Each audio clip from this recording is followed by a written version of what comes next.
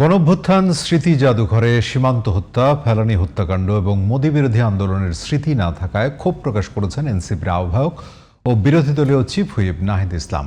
এ সময় জুলাই স্মৃতি জাদুঘরকে কোনো রাজনৈতিক দলের ইতিহাস হিসেবে নয়, জাতীয় ইতিহাসের গুরুত্বপূর্ণ কেন্দ্র হিসেবে গড়ে তোলার আহ্বান জানান তিনি। গণঅভ্যুত্থান স্মৃতি জাদুঘর ঘুরে আরও জানাচ্ছেন ওবায়দুল হক মারুফ।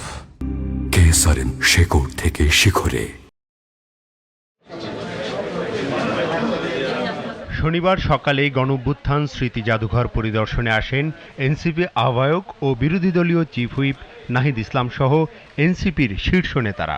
ঘুরে দেখেন জাদুঘরের বিভিন্ন কক্ষে থাকা বিগত স্বৈর শাসনামলের গুম, খুন, জুলুম, নির্যাতন ও জুলাই অভ্যুত্থানের বিভিন্ন স্মৃতি।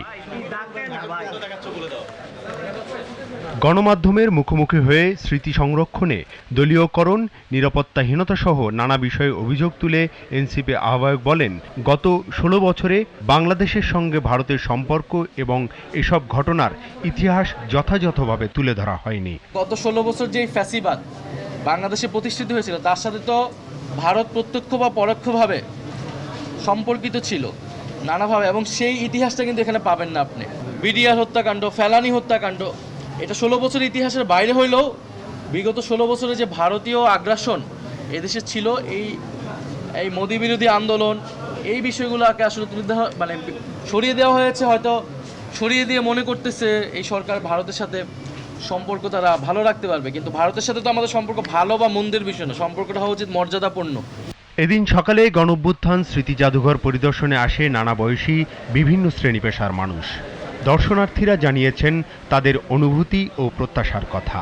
ফ্যাসিবাদ আসলে তার পতন হবেই, সে যতই শক্তিশালী হোক, আর চাই যে জুলাই সনদটা তাড়াতাড়ি বাস্তবায়ন হোক। সবাই এখানে একটা জিনিস ক্লেম করতেছে, সেটা হচ্ছে শহীদ আবু সাইদ।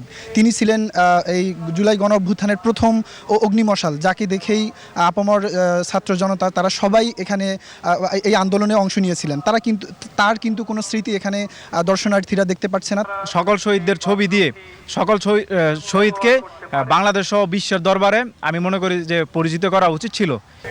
জনগণের ভোটের রায়কে উপেক্ষা করে দীর্ঘ 17 বছর বাংলাদেশের সিংহাসনে বসেছিলেন এক খামখেয়ালি শাসক।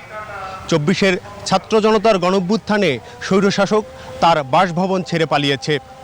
এরপর থেকে গণঅভ্যুত্থানের স্মৃতি নিয়ে তৈরি হয়েছে গণঅভ্যুত্থান এই জাদুঘর। আগত দর্শনার্থীদের দাবি, এই জাদুঘরটি শুধু বাংলাদেশ নয়, বিশ্বের সকল স্বৈরশাসকের জন্য নিদর্শন হয়ে থাকবে।